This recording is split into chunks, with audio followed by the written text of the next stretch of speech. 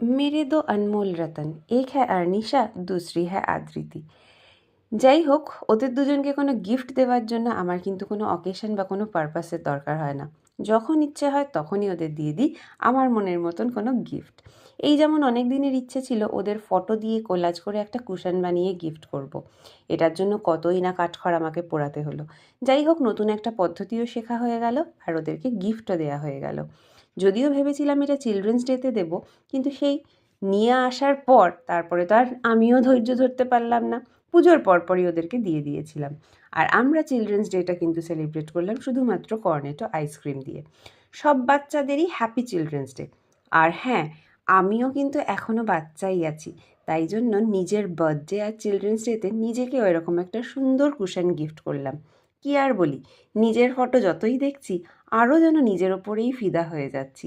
কি তোমরা একমত তো?